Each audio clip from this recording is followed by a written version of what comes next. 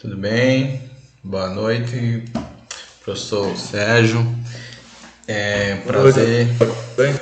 tudo na paz. Prazer aqui mais um vídeo organizado pela Academia Torense de Ciências, Cultura e Política, qual buscamos expandir o conhecimento político, científico, cultural, histórico, local e regional, principalmente. Partindo do princípio que muitas das vezes conhecemos o exterior e não conhecemos o nosso interior. E vamos ter um papo hoje a respeito das oligarquias, o que se entende por oligarquias, coronelismo, esse movimento, o que se ainda existe algum resquício desse tipo, essas formas de governar o poder político e famílias no poder político de forma geral. Então, professor, eu gostaria que o senhor se identificasse. Mais uma vez agradeço em nome da instituição. Gostaria que o senhor se identificasse, sua formação acadêmica, sua formação pessoal, de família, sua infância e o contato com a história, como é que se deu ao longo da sua vida. Por favor. Bem, boa noite de novo, agradeço uma vez mais o convite. Sérgio Trindade é meu nome, sou professor do Instituto Federal de Educação, Ciência e Tecnologia, FRN, trabalho aqui no campus Natal Central. Sou professor de História há praticamente 3 décadas, né?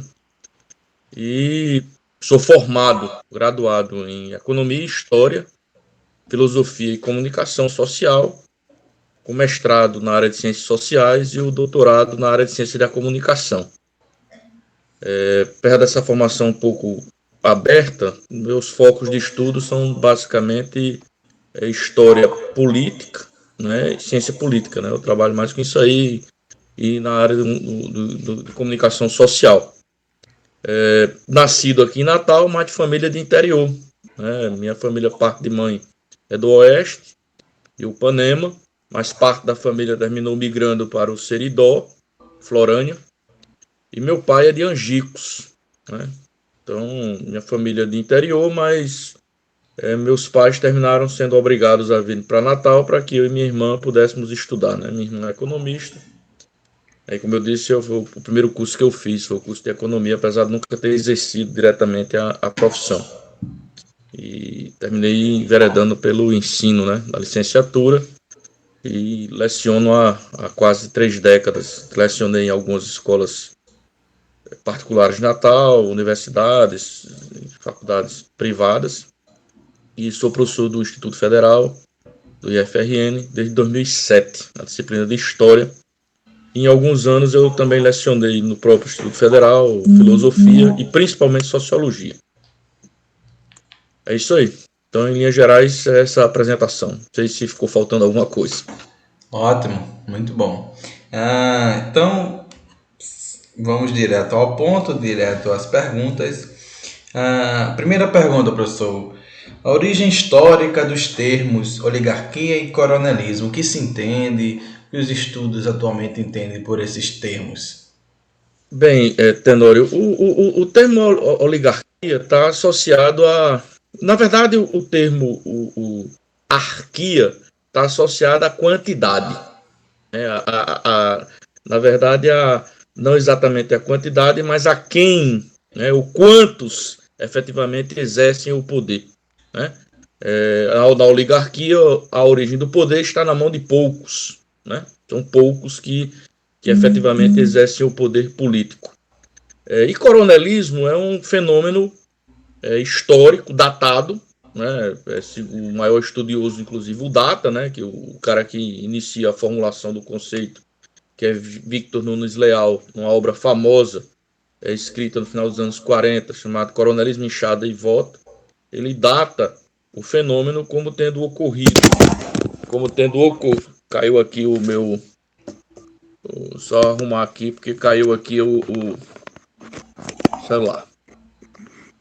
Sem problema, Deu sem ok? problema. Continue. Então, voltando aí. Então, o fenômeno é um fenômeno datado, né, segundo Victor Nunes Leal, ocorre na República Velha.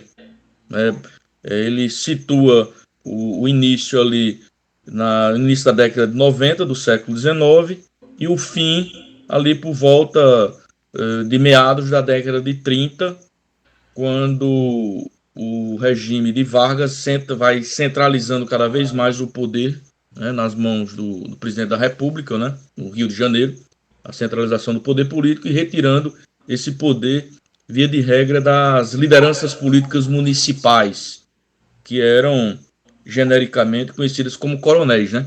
Em verdade, o coronel, a origem do termo, remonta ao período regencial. Durante a regência, em virtude da eclosão de vários movimentos rebeldes nas províncias do Brasil, e como o governo monárquico não tinha efetivo militar para conseguir combater essas diversas revoltas, terceiriza o combate a essas revoltas e coloca na mão das lideranças políticas nas províncias, né? Nas províncias e nos municípios, né?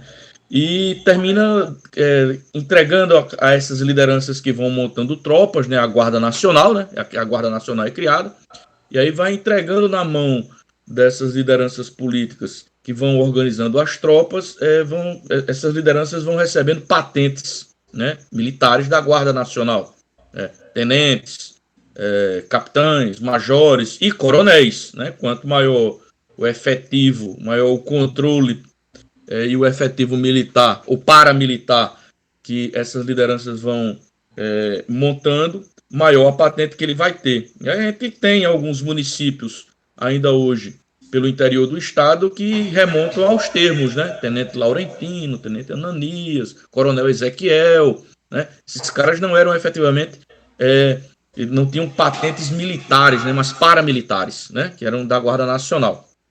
Com o tempo, essa terminologia vai sendo associada basicamente ao grande proprietário fundiário, né? Ao grande proprietário de terras, né? Que ali do final da monarquia para o início da república detém um controle, uma soberania dentro dos seus territórios, né? Um aumento imenso do poder privado. Esse aumento imenso do poder privado durante o período monárquico vai caindo progressivamente a partir do momento em que o Estado vai se fazendo cada vez mais presente nos rincões, né, nos interiores do Brasil, né? E aí, para conseguirem sobreviver politicamente, essas lideranças políticas municipais terminam entrando em acordos, em conluios, né, em conchavos, com as lideranças políticas estaduais e o poder central no Rio de Janeiro, né? Então, para que as lideranças estaduais conseguissem se eleger para funções públicas, né, elegerem deputados estaduais, federais, senadores, eles precisavam, de certa maneira, ter o controle do poder político nos municípios, acesso aos cargos públicos nos municípios, né? E como o presidente, as lideranças políticas em nível nacional precisavam eleger os presidentes da República, precisavam do apoio dessas oligarquias dos estados, e as oligarquias precisavam do apoio dos grupos políticos dos municípios. Então termina se estabelecendo uma conjunção de fatores em que, por meio do qual as lideranças políticas municipais, que eram os grandes fazendeiros, apoiam as lideranças estaduais, né, os grupos oligárquicos estaduais, e estes conferem apoio às lideranças políticas em nível nacional, né? E nesse sentido, os cargos públicos de nível federal, de nível estadual, terminam chegando os nacionais aos grupos oligárquicos estaduais e os municipais estaduais aos grupos oligárquicos municipais, né? Então não há como o poder político em nível nacional se sustentar sem o apoio dos grupos oligárquicos nos estados, né? E estes grupos oligárquicos não conseguem se manter no poder nos estados e dar apoio em nível nacional às grandes lideranças políticas se não tiverem um apoio nos municípios, né? Então, em via de regra, há uma espécie de grande acordo, né, que vai se estabelecer principalmente a partir do governo de Campos Salles, que é a famigerada política dos governadores, A política dos governadores ela vai reconhecer de fato, praticamente do ponto de vista legal, algo que já ocorria de fato nos municípios, que é praticamente o monopólio do poder político dado, conquistado, estabelecido pelos grandes senhores de terras, né? Então, quanto maior o poder político que um senhor de terras tinha no seu município, né, se ele vai aumentando esse poder político no município, ele vai deixando de ser uma liderança política que se circunscreve àquele município e ele vai se transformando em uma liderança política em nível estadual, né? E aí é daí que as oligarquias vão nascer, né? Principalmente no Nordeste, as oligarquias elas vão nascer muito com esse cunho familiar, né? Porque, via de regra, nós quando discutimos oligarquias e os livros didáticos de história tratam muito disso, quando se discute oligarquias em nível médio, e nós imaginamos imediatamente as oligarquias como sendo famílias, né? As famílias que controlam o poder político. E a coisa não é exatamente isso, né? Existem oligarquias que se manifestam com essa feição familiar, mas existem oligarquias que se manifestam por outras feições, uma feição econômica, né? A oligarquia cafeeira do Centro-Sul de São Paulo e Minas Gerais, Rio de Janeiro, não eram necessariamente oligarquias familiares, né? Mas eram grupos pequenos, né, que tinham um grande poder político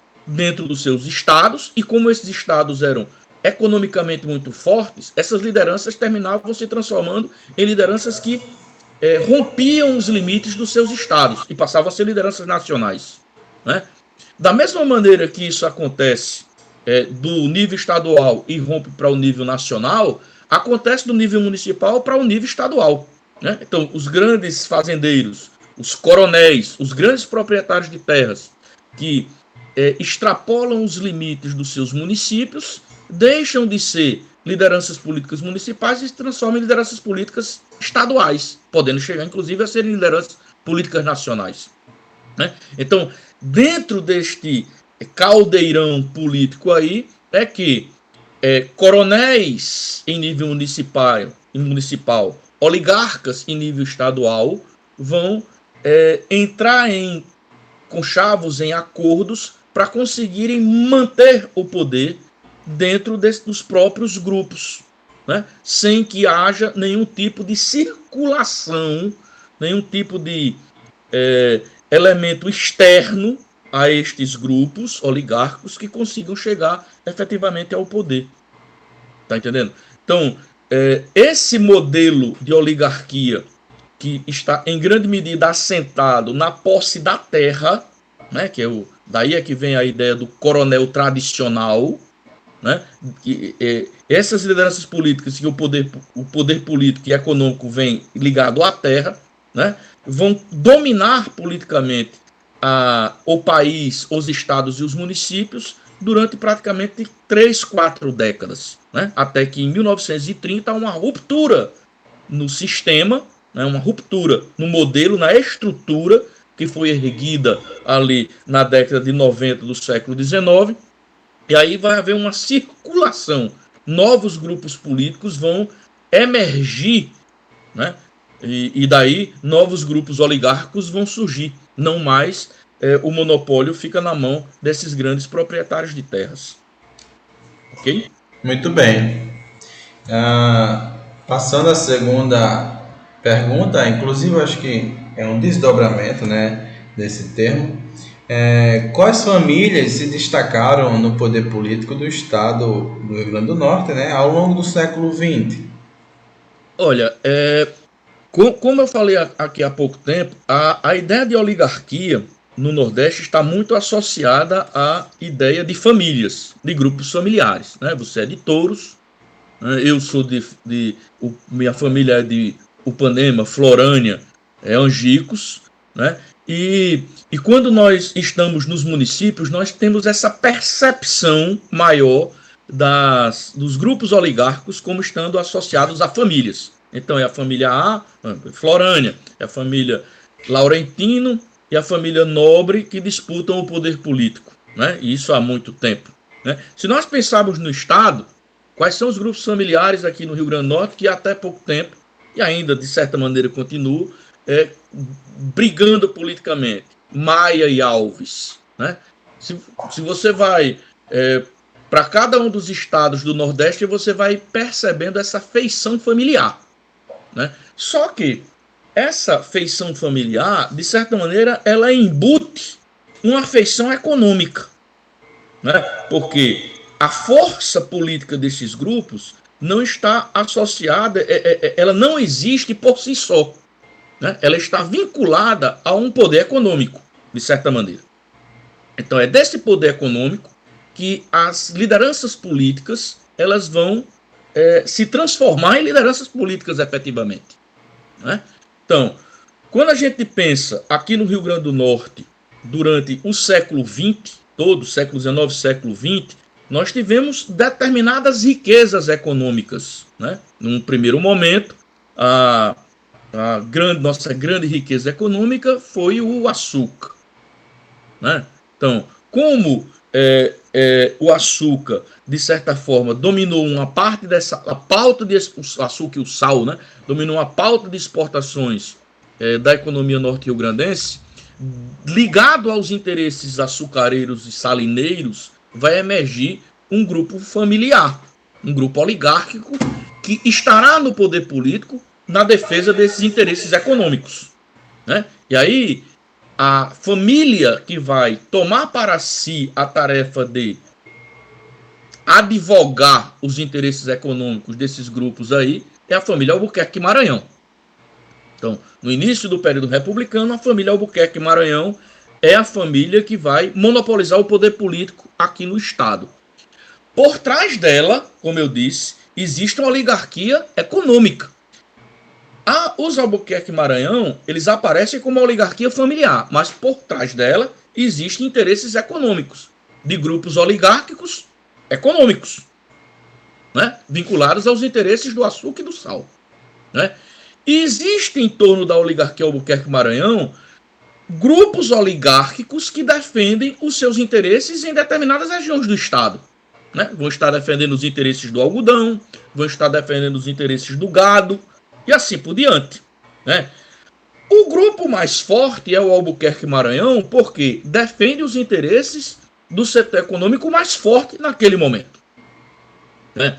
Quando, no século XX, o algodão vai se transformando no principal produto da pauta de exportações do Rio Grande do Norte, na principal riqueza econômica aqui do Rio Grande do Norte, junto à oligarquia Albuquerque Maranhão, começa a se descolar o grupo Bezerra de Medeiros, que vem do Seridó, de Caicó, aquela região ali, que era a região que plantava algodão, né, e criava gado, né, que são duas atividades econômicas que vão coexistir. Né? Então, esse grupo econômico, Bezerra de Medeiros, político, perdão, está vinculado a um grupo econômico que é o grupo algodoeiro. E é aliado do grupo Albuquerque Maranhão. A partir do momento que o setor algodoeiro vai se transformando no setor mais rico e no polo econômico mais dinâmico do Rio Grande do Norte, essa oligarquia que defende os interesses do setor algodoeiro vai se transformando no grupo politicamente mais importante. Né? E vai substituir a oligarquia Albuquerque Maranhão. Né? E se transforma no principal grupo político do Estado. E é o principal grupo político econômico porque está defendendo os interesses do principal grupo econômico, que é o setor algodoeiro. Né? Quando é que essa transição se dá? Essa transição se dá ali na final da década de 10 para o início da década de 20. Né? Do grupo Albuquerque Maranhão, quem são as grandes personalidades políticas? O criador, né? Pedro Velho, de Albuquerque Maranhão, Alberto Maranhão, né? Augusto Severo de Albuquerque Maranhão, Tavares de Lira. Né? São algumas das principais lideranças que vão emergir, que são ligadas, que são egressas do grupo Albuquerque Maranhão. Quem são as lideranças vinculadas ao grupo Bezerra de Medeiros? José Augusto Bezerra de Medeiros, que hoje batiza a Fundação José Augusto. Juvenal Lamartine de Faria, né, que é tio, avô lá de Vilma de Faria, ok? e todos os grupos ali vinculados ao setor algodoeiro. José Bezerra, né, o coronel José Bezerra, em Currais Novos, e assim por diante. Ok? Enquanto o algodão era o principal elemento da pauta de exportação, o principal produto econômico aqui do Rio Grande do Norte, a família Bezerra de Medeiros, o grupo oligárquico Bezerra de Medeiros, é o principal grupo político do Estado. Né?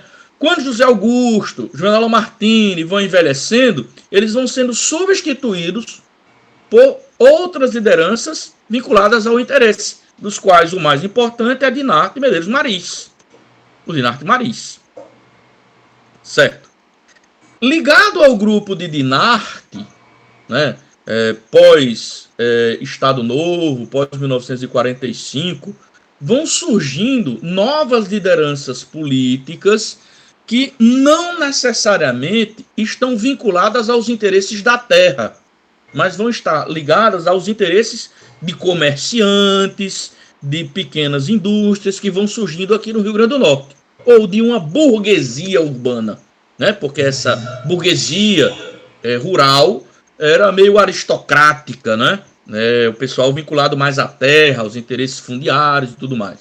Pós-Segunda Guerra, em virtude da dinamização econômica do Brasil, principalmente, que essa coisa que começa ali com a Revolução de 1930, o processo de urbanização, industrialização, atividades comerciais cada vez maiores e tudo mais. Então começam a surgir grupos vinculados aos interesses urbanos, não mais aos interesses rurais, né? Que é o momento em que os coronéis, o sistema coronelista entra em xeque. Porque veja uma coisa é o coronelismo, a outra coisa é o coronel.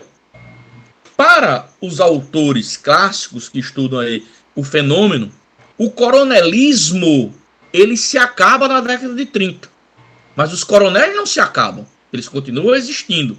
Mas não tem mais o sistema coronelista, a estrutura coronelista de poder, ela sai de cena porque transformações sociais, econômicas e políticas lançaram o sistema na lata do lixo. Exemplo, o voto deixa de ser aberto, passa a ser secreto. Então, dificulta o voto de cabresto. Né? A população vai abandonando o interior e vai se dirigindo para a cidade. Né? Então, o cara vai perdendo o gado eleitoral dele, né? Que sai do interior e vai para a cidade. Na cidade, as pessoas vão trabalhar em quê? No comércio, serviço público, na indústria, em outras atividades econômicas que vão desabrochando. E o eleitor citadino, o eleitor urbano, ele é mais livre, mais desvinculado, né, das lideranças políticas do que o eleitor rural. O eleitor rural ele é mais suscetível ao controle político. Né? O cara da cidade é bem menos suscetível. Então, essas transformações sociais, econômicas, que estão acontecendo no Brasil, vão mudando a feição econômica do país e a feição social do país. E, naturalmente, começam a aparecer lideranças políticas que passam a representar os interesses desses novos grupos emergentes. Né? Não mais os grupos rurais, mas os grupos urbanos, comerciantes, trabalhadores do comércio, funcionários públicos, industriais, trabalhadores da indústria. Então começam a surgir partidos ou agremiações partidárias ou grupos políticos que vão representar os interesses dos trabalhadores. E vão aparecer grupos políticos que vão representar os interesses da burguesia, dos empresários. Né? E o campo vai perdendo progressivamente esse apelo eleitoral. Vai diminuindo esse apelo eleitoral. Né? Ele vai sendo mais dependente do meio urbano. Ok? Nesse processo de transformação, começam a aparecer novas lideranças políticas que vão representar esses interesses. Né? E são essas novas lideranças políticas que vão representar esses interesses que vão disputar a primazia política com essas lideranças antigas, com esses homens que nasceram, que vieram desse coronelismo. né? Não por nada, aqui no Rio Grande do Norte, qual é a feição que isso vai adquirir ali nos anos 50 para os anos 60? Quem são essas lideranças que vão emergir? João Café Filho, né, que foi vice-presidente de Vargas, foi deputado federal por 2 vezes, foi vice-presidente de Vargas, né, que é o cara que representa os trabalhadores urbanos. Basicamente, é o homem da esquerda aqui no Rio Grande do Norte e que representa os interesses dos trabalhadores, né? Dinarte Mariz é o cara que vem como herdeiro político dessa tradição ruralista, né, do coronel. E Aloysio Alves, que começa a emergir como liderança política urbana vinculada à burguesia, aos comerciantes, e que, de maneira populista, tenta, de certa forma, representar também os interesses dos trabalhadores, né?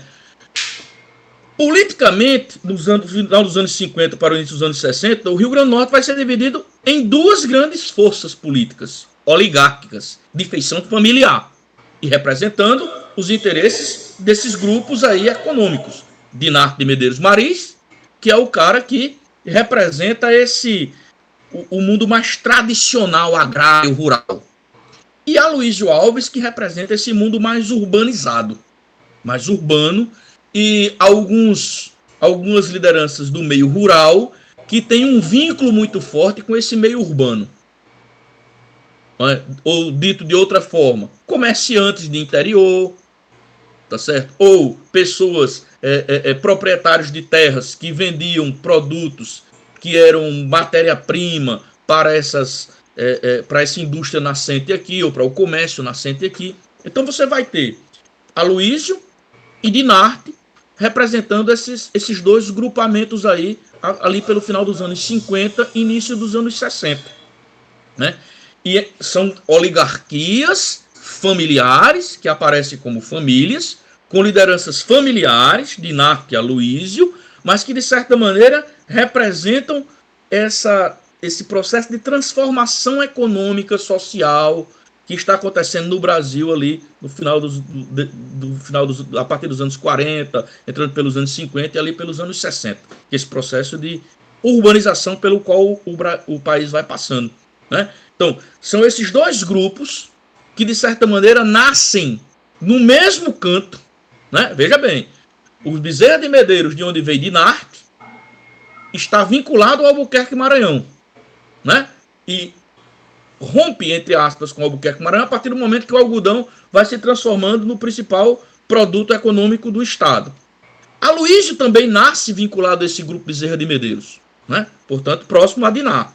Só que Aloysio vai começando dos anos 40 para os anos 50 a perceber essas mudanças pelas quais o país vai passando. E ele vai se apresentando como essa liderança política que está ali para representar outros interesses que não mais só os interesses agrários, né?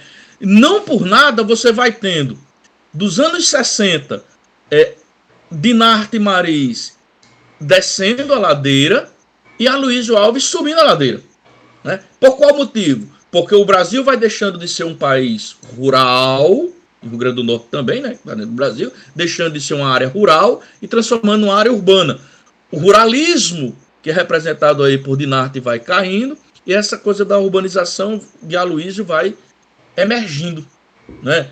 O que é que vai destruir, de certa maneira, atrapalhar, de certa forma, essa luta política entre essas 2 forças, essas 2 grandes forças do Estado aí, nos anos 60? É o golpe de 64, a instituição do Ato Institucional número 5 de 1968 e a cassação de Aloysio Alves e do irmão Agnello e de Garibaldi Alves, vão ser cassados ali no início dos anos 60 e não poderão mais se candidatar por 10 anos, né? Do momento da cassação, 10 anos para frente. Como Aloysio, Agnello e Garibaldi Alves vão ser cassados, quem é que entra no circuito para substituí-los? Henrique Eduardo Alves, filho de Aloysio, e Garibaldi Alves, filho de Garibaldi, né? porque Carlos Eduardo, que vem como representante de Agnello, só surgirá aí mais na frente, já nos anos 80, como candidato a deputado estadual. Ok? Então, essa é a configuração pela qual o Rio Grande do Norte passa, que nada mais é do que uma configuração pela qual o país está passando. Né? Isso que eu estou dizendo aqui para você que acontece aqui no Rio Grande do Norte, vai acontecer no Brasil de um modo geral. Né? Novas forças políticas, novas forças econômicas vão emergir, que é a burguesia industrial, que é uma burguesia comercial, e esses grupos, que são os trabalhadores urbanos, e esses grupos econômicos e sociais, eles precisam ter representação política. E a representação política que vão ter, né, são lideranças políticas que vão defender os seus interesses. Né? Algumas vão se transformar em lideranças políticas oligárquicas, só que oligárquicas urbanas, né? E algumas outras não. Algumas vão se transformar em lideranças sindicais. Né? Então, isso está acontecendo. E aí a gente vai ter, olha, a gente fala aqui de Aloysio e Dinarte, depois vem Tarcísio Maia e Aloysio, né? Maia e Alves, né? Já ali pelos anos 70, entrando pelos anos 80. Mas não deixam de existir grupos oligárquicos regionais, né? Os Ferreira de Souza, que vão estar ali, Currais Novos, Trairi ali Santa Cruz, de onde vem Iberê, Ferreira de Souza, ou os Rosado, da região ali de Mossoró, os Soares, da região ali de Açu, né? Então, essas lideranças aí, elas serão lideranças oligárquicas mais regionalizadas, né? Enquanto tem duas grandes lideranças aqui, maiores, né? Dinarte e Aloysio, depois Tarcísio Maia e Aloysio Alves. Tarcísio Maia depois sai de cena e fica José Agripino polarizando com Aloysio Alves, né? Os grupos Alves de Maia que vão dos anos 70 até agora dividir as atenções políticas do Estado. Que o Zé Agripino também maia, né, professor? Exatamente, porque a questão de Zé Agripino é o seguinte, em verdade, a partir dos anos 70, nós vamos ter um ciclo de governadores indiretos, né? Cortez Pereira, Tarcísio Maia e Lavoisier, né? 3 governadores indiretos. O último governador eleito pelo voto direto depois de 64 tinha sido Valfredo Gugel. Né? E aí veio, na sequência, Cortez Pereira, Tarcísio Maia e Lavoisier Maia. Lavoisier foi o último eleito indiretamente, porque na eleição de 82, José Agripino é eleito pelo voto direto. E aí vejam só, até os anos 70, as duas grandes forças políticas aqui do Estado eram Alves e Maris. Aloysio Alves, que estava cassado e está sendo representado aí pelo filho e sobrinho, né, pelo filho Henrique Eduardo e pelo sobrinho Garibaldi Alves Filho, e Dinarte Maris. Dinarte já envelhecido, né, já bem envelhecido. Em 74, nós vamos ter um problema na escolha do governador indireto, porque é enviado uma lista sextupla para o presidente da República, né? Há uma briga interna muito grande, um acusando o outro, né? Vazando dossiês e tudo mais, e tudo indicava que o escolhido seria Osmundo Faria, que é o pai de Robson Faria. Era o cara que ia ser escolhido governador, patrocinado pelo ministro da Guerra, o general Dele Coutinho. Às vésperas de ser anunciada a escolha de Osmundo, o general morre e ele fica sem padrinho. E aí volta a estaca zero, né? Nesse íntere, Dinarte Maris entra em campo e passa a pleitear a indicação de Tarcísio Maia, né? Com o apoio de Golbery de Silva, que era então chefe da Casa Civil de Ernesto Geisel. E Tarcísio termina sendo escolhido governador, né? Quando Tarcísio é eleito governador, veja bem, as lideranças políticas principais eram Dinarte e Aloysio. Quando Tarcísio é escolhido governador em 74 e vai governar de 75 a 79, de março de 75 a março de 79, Tarcísio começa a vislumbrar a formação de um grupo político para substituir Dinarte, porque Dinarte já estava envelhecido, né? E aí o que é que Tarcísio faz? Ele começa a tentar se aproximar de Aloysio Alves, da família Alves, né? para garantir a eleição do senador em 1978 e, de certa maneira, pacificar o Estado para também garantir a eleição de Lavoisier, que vai ser indicação de Tarcísio, né? Então, Tarcísio indica Lavoisier, né? Lavoisier Maia como governador de Estado, faz uma aliança com Aloysio, elege um senador, que é Jessé Freire, Jessé Pinto Freire, eleito senador, e Lavoisier escolhido governador indireto, e Lavoisier escolhido governador indireto já com a porta aberta para a indicação de José Agripino Maia para ser prefeito de Natal. Até então, José Agripino era engenheiro da EIT, engenheiro de obras da EIT. Eu acho que está fazendo acompanhamento de obras, não sei se no Piauí ou no Maranhão. E vem indicado, porque o prefeito não era eleito, o prefeito das capitais e das áreas de segurança nacional não eram eleitos, né? Então, Lavoisier é indicado governador, e é indicado governador já com a promessa de fazer a indicação de José Agripino, prefeito de Natal. Porque o que é que Tarcísio vislumbrava? A eleição para governador em 82 seria uma eleição direta. E Aloysio Alves seria imbatível em 82. Exceto se ele perdesse penetração política em Natal e na Grande Natal. Porque o PDS, Arena / PDS, poderia arrastar os votos do interior, mas Aloysio teria uma massa de votos muito grande em Natal e na Grande Natal. Natal, Parnamirim, Macaíba, São Gonçalo. Então, como José Agripino era prefeito de Natal, se ele fizesse uma boa administração em Natal, como prefeito, ele diminuiria esse peso político de Aloysio aqui, em 82. Tá entendendo? Então você teria o grupo de Tarcísio ganharia no interior e perderia por menos, por pouco, a região de Natal e Grande Natal. Né? Então a jogada foi muito bem urdida por Tarcísio de maneira a dar um cheque em Aloysio. Claro que vão existir outros elementos aí pelo meio, do tipo, o voto era...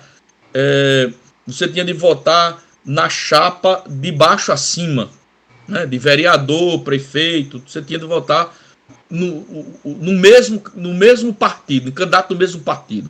Então você não poderia votar num governador de um partido e no prefeito de outro, porque isso anularia o voto. O voto era vinculado, chamado de voto vinculado. Como o PMDB, que hoje é MDB, PMDB à época não tinha diretórios em todos os municípios do estado, então era difícil Aloysio ganhar em alguns municípios.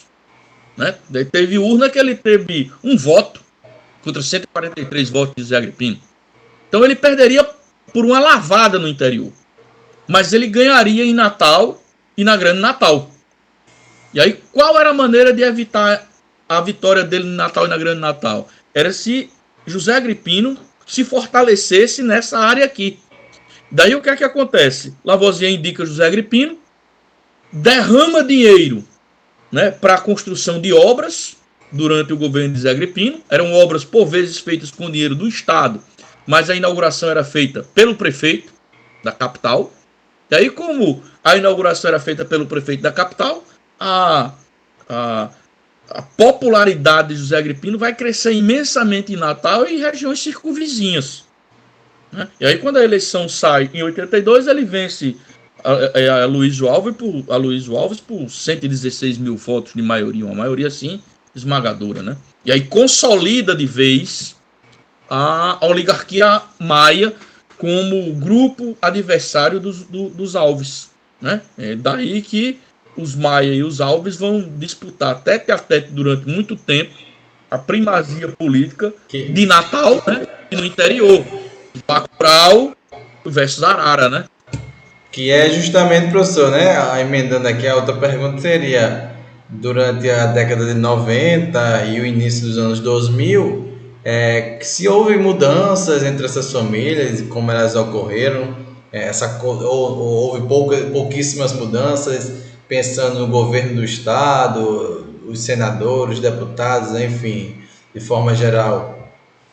no geral, as lideranças políticas do Estado terminaram migrando entre esses dois grupos oligárquicos, né? É muito... Em Natal, você percebe, mas como é que eu diria? A ânsia, a briga política, ela é menor. Ela se esvai, né?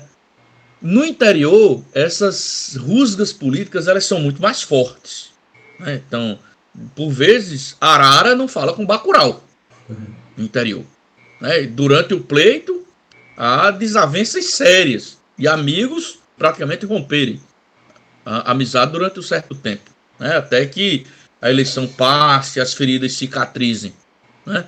Então, essa coisa ela é muito forte, né, no Estado. Mas ela não nasce com Aloysio, com Alves e Maia. Ela nasce com Aloysio e Dinarte. Os Maias são herdeiros disso aí. Porque os Maias vão substituir Dinarte. Tarcísio Barra José Agripino vai substituir Dinarte, né, como liderança política de contraponto aos Alves, a Aloysio e família, né? E nos estados, nos municípios, as coisas vão se estabelecer assim, nitidamente, né? O pessoal que é Arara e o pessoal que é Bacurau. Isso é nítido no interior, né? Assim, é cristalino, né? E naturalmente, isso que acontece no interior também vai acontecer para as eleições de deputados estaduais, né? Então, os deputados estaduais são ligados a Maia ou são ligados a Alves. O que não quer dizer que não apareçam lideranças, grupos políticos que tentem romper com isso, né? Que sejam, digamos, independentes dessas duas forças, né? Nós vamos ter surgimento de lideranças políticas que vão romper com essas forças aí, entre as quais a que avulta aí são os grupos de esquerda, principalmente ligados ao Partido dos Trabalhadores, que em um outro momento também já esteve aliado a eles, né?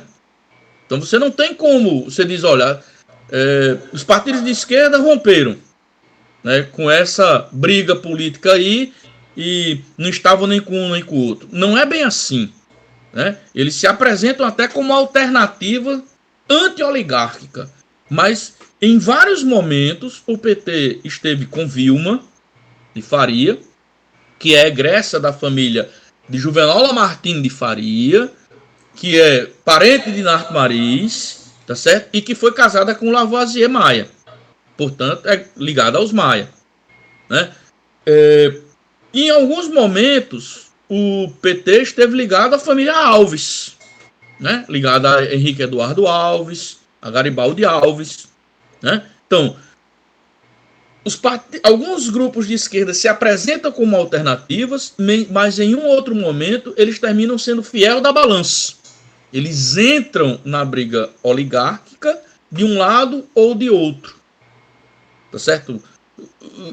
Somente, talvez aí eu diria, de 2014 para frente, é que houve um certo afastamento desses grupos de esquerda, desses grupos oligárquicos, né? E quando a liderança da atual governadora de Fátima Bezerra, de fato, avultou, né? E ela foi eleita senadora e eleita governadora no último pleito.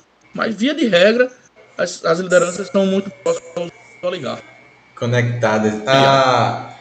E justamente, né? Mais uma vez, eu encaixando aí, porque a última pergunta que eu tinha selecionado ainda temos resquícios dessa forma de governar em nosso estado? E, tipo Você diz assim, o senhor... Isso, né? Logicamente, como a gente vem todo esse raciocínio cronológico também, mas apesar, nas últimas eleições vimos uma maciça perda de credibilidade, né, dessas famílias, e quais as perspectivas dessa continuidade dessas oligarquias, né, agora familiares, esclarecendo melhor o termo, como o senhor falou.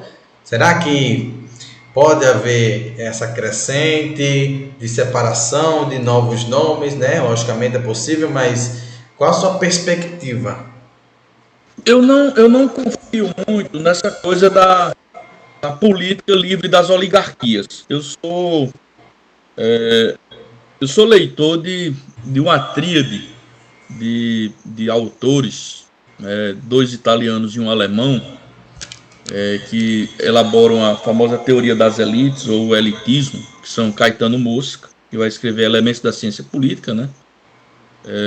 Vilfredo Pareto, que eu só conhecia Pareto como um escritor da área de economia, que escreveu um manual de economia política, né?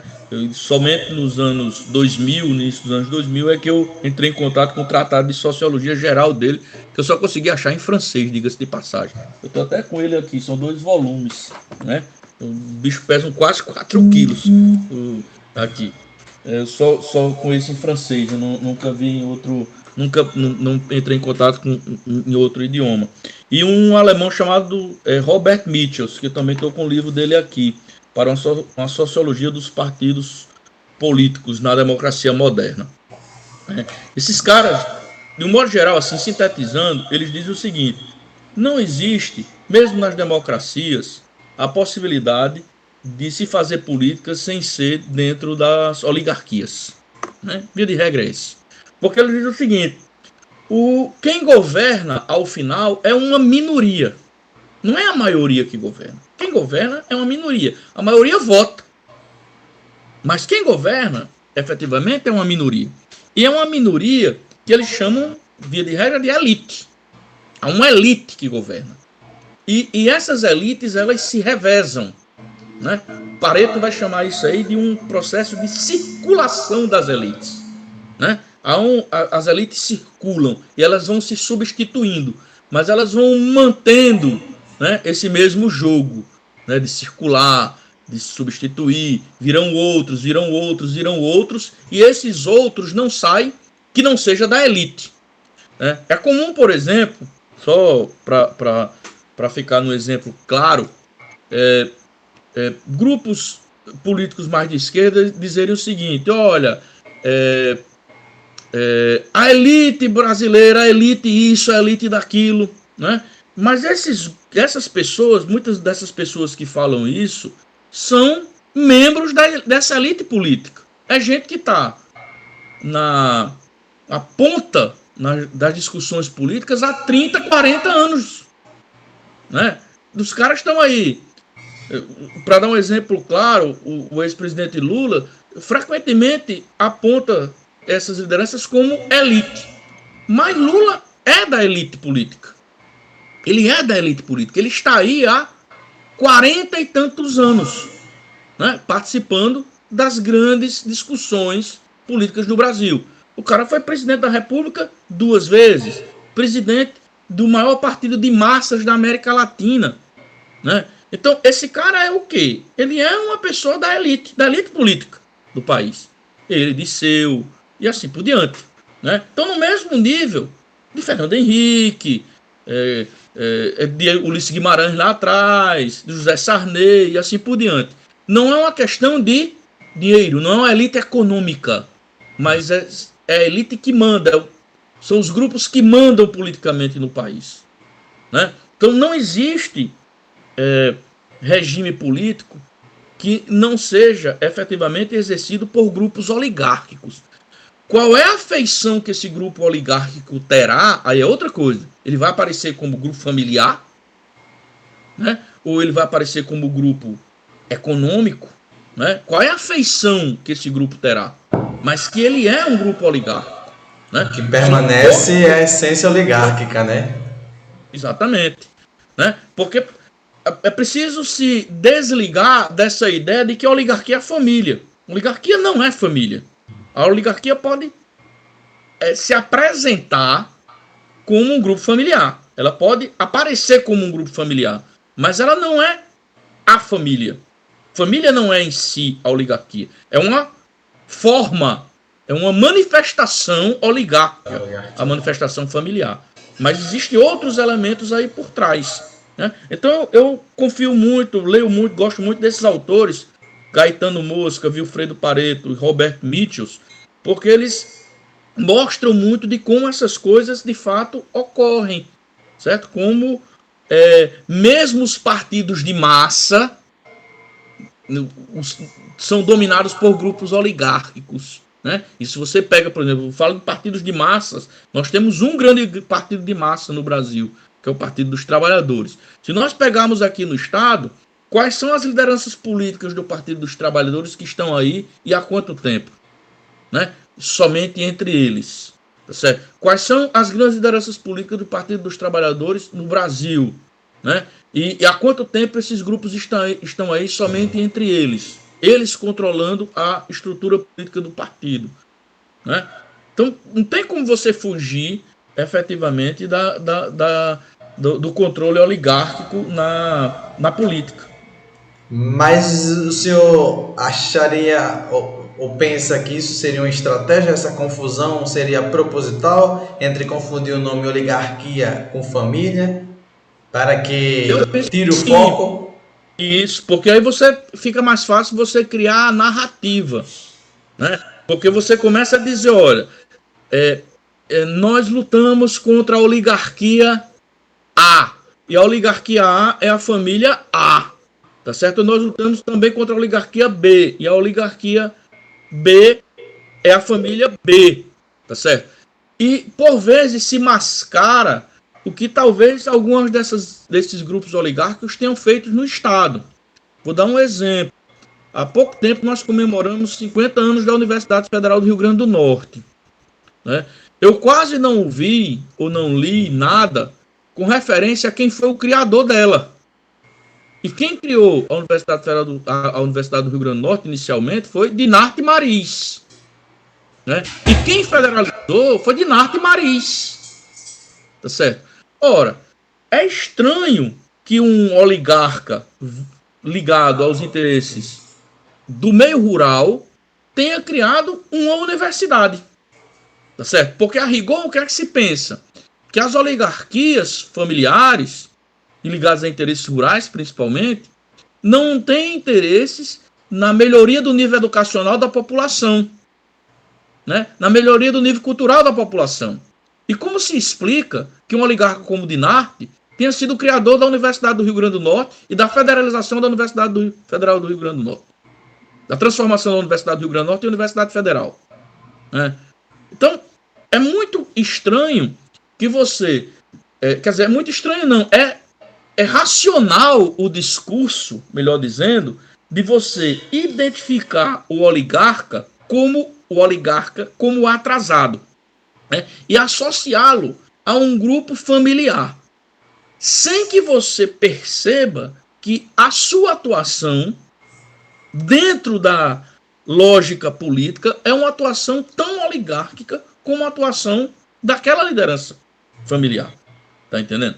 Então, Lula é um oligarca como Dinarte Marís é um oligarca. De feições diferentes, mas atuam como lideranças oligárquicas dentro de suas estruturas. Tá entendendo? Isso não quer dizer que os filhos de Lula vão para a política e você vai criar uma oligarquia familiar Lula da Silva. Não estou dizendo isso. Como se criou uma oligarquia Alves, familiar. Ou uma oligarquia Maia, familiar. Tá certo? Ou oligarquia Sarney, familiar. Tá certo? Ou oligarquia Arraes, aqui em Pernambuco, familiar. Tá entendendo? Mas a oligarquia não se manifesta apenas como grupos familiares. Existem outras manifestações. Perfeito. Bem incisivo essa interpretação. Talvez seria esse silêncio, como em relação à Universidade Federal, que o senhor falou, também uma estratégia de fechamento para não se contradizerem, né? Em vez de você imagina um partido de esquerda a favor da educação pública, vai elogiar um oligarca, né? Um político da oligarquia que remete ao atraso, então vai estar se contradizendo, né? Estaria se contradizendo. Isso, porque aí você está na luta política, né? Na luta política você vai criar narrativas. E a narrativa que você vai criar é uma narrativa que vai lhe colocar numa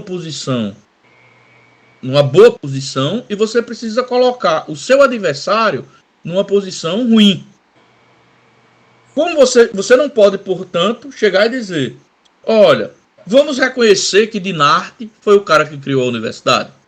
Porque ao dizer isso, você está incentivando, você está levantando a bola dos seus adversários políticos, né? Dos seus adversários de grupo, de classe. Tá certo? E aí é melhor omitir. Beleza. Essa narrativa dentro de grupos políticos tá ok.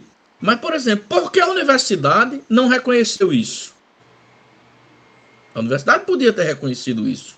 Porque, afinal de contas, ela foi nascida, né, por obra e graça, vamos colocar aqui entre aspas, né, de uma liderança política. Dinarte arregaçou as mangas para que isso fosse feito. Onofre Lopes arregaçou as mangas para que isso fosse feito, né? E por que não reconhecer ela como instituição reconhecer isso? A mesma coisa vale, por exemplo, se fala muito, sou professor do IFRN, fala muito do IFRN, né? Expansão do IFRN, expansão do IFRN. O IFRN foi criado, né, como Escola de Artesãos e Artífices lá atrás, no governo de Nilo Peçanha. Nilo Peçanha era ligado aos grupos oligárquicos do Rio de Janeiro. E aí? Né? Mas foi criado no governo dele. Aí se diz, mas nunca se expandiu tanto o Centro Federal de Educação Tecnológica / Instituto Federal do Rio Grande do Norte quanto no governo de Lula. Mas o que é expandir? É só abrir novas escolas? Ou você não pode expandir o que você já tem? Se você aumenta a base de matrícula de sua escola, né, você não expandiu a escola? Expandiu. Você não precisou criar uma outra unidade para que ela se expandisse, né? Você a expandiu a partir da própria unidade, aumentando a base de matrícula. Houve várias expansões. Claro, nenhuma tão grande quanto ocorreu durante o governo de Lula e Dilma, sem dúvida. Mas houve expansão. Essa escola de artesãos e artífices, né, se expandiu muito ao longo do tempo. Não tanto quanto durante o governo de Lula e Dilma. Tá certo? E isso feito nos governos de quem? De lideranças que eram lideranças oligárquicas. Certo? Nilo Peçanha, Getúlio Vargas. Getúlio Vargas é filho de estancieiro. E ele mesmo era estancieiro, fazendeiro. Juscelino Kubitschek, que não era um homem vindo da elite econômica. Certo? Juscelino. Né? Os pais, a mãe, quase não tinha condições de colocar o menino para estudar, o jovem para estudar. Certo? Era um cara vindo de baixo, apesar de ser herdeiro, descendente de senadores do Império, etc. Mas a família dele mesmo não tinha condições de praticamente colocar para estudar. A mãe era professora. Né? Mas tá ligado a grupos oligárquicos, Juscelino. Então, já vamos terminando nosso tempo, mas antes poderíamos afirmar, ou é plenamente possível, não se assustaria que daqui a alguns anos, apesar do desgaste crescente das famílias ditas tradicionais, né, na política do Rio Grande do Norte, você não se surpreenderia se eles voltassem a dominassem o poder político local? Eu acho muito difícil, porque é o seguinte, eu trabalho no meu doutorado um pouco isso, né, que é essa transição do coronelismo tradicional, do coronelismo de enxada, de terra, né, para o coronelismo midiático.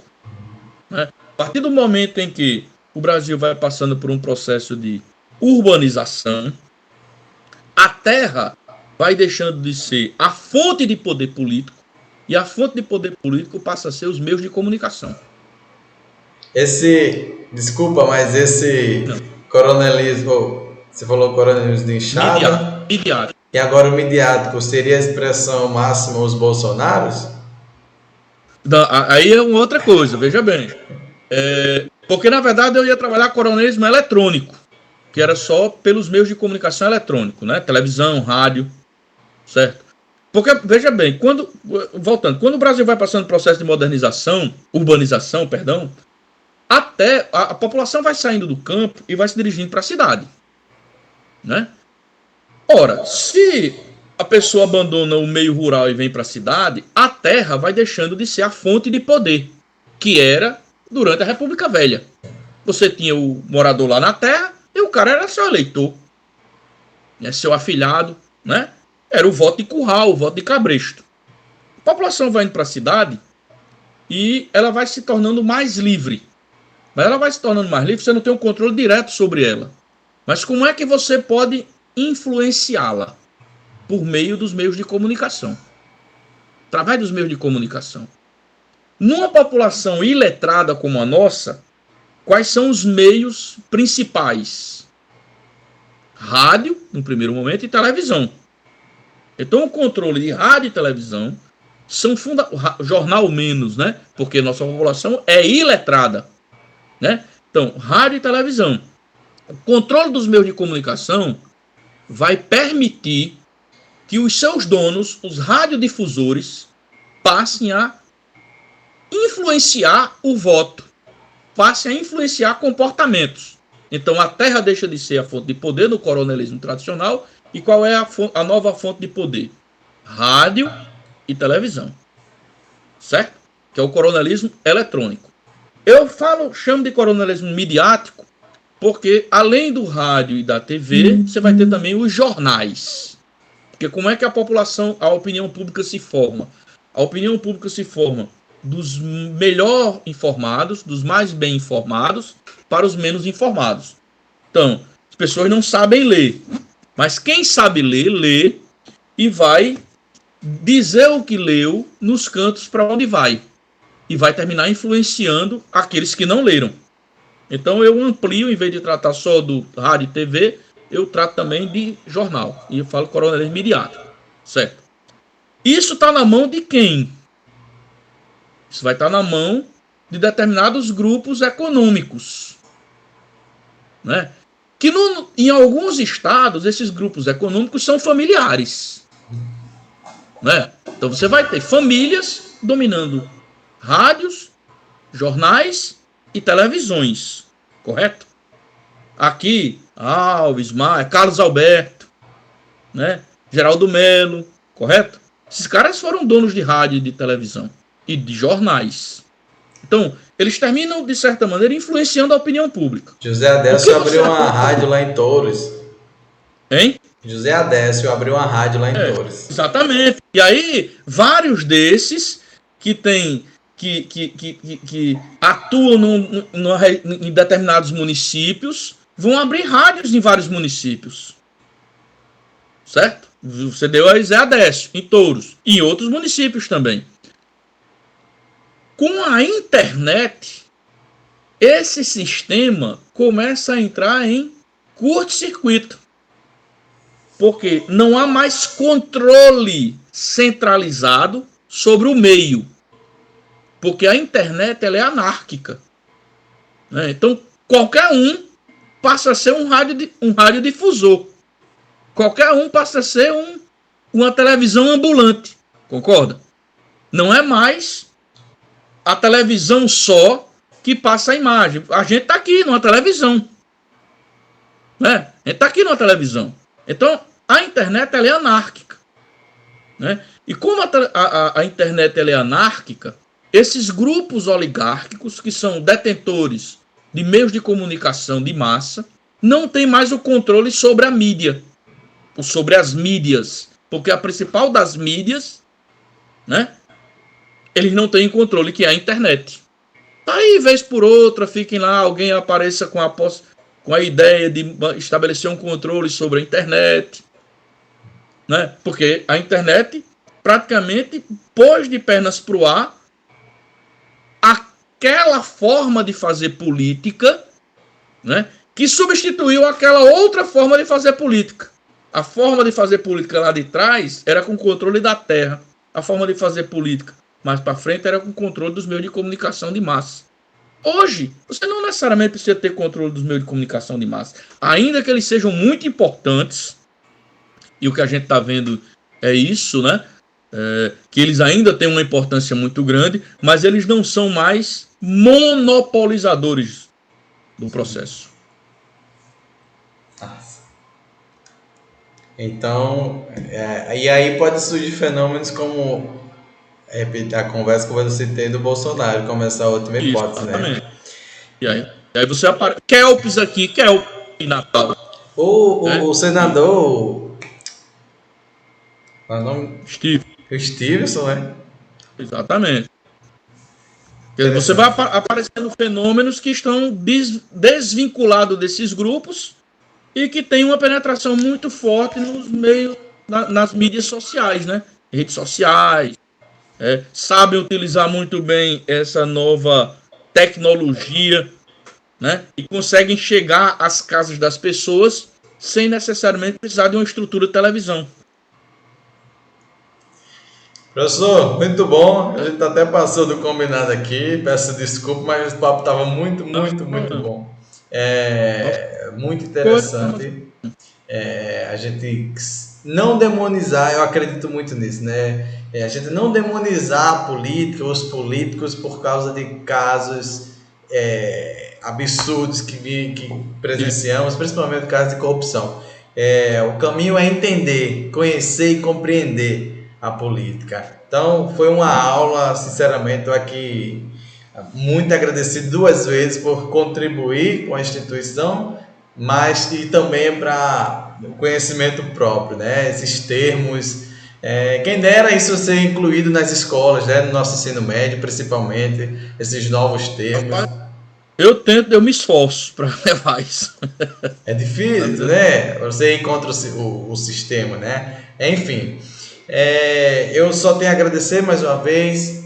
Muito obrigado, professor. Aguarde novos convites, novas parcerias e a gente só tem a ganhar, somando força, no sentido de que o conhecimento liberta e transforma, né? Então, essas palavras que eu tenho de gratidão, tá bom, professor? Agradeço também, Tenório, um abraço, fica à disposição. Forte abraço. Abraço, tchau, tchau.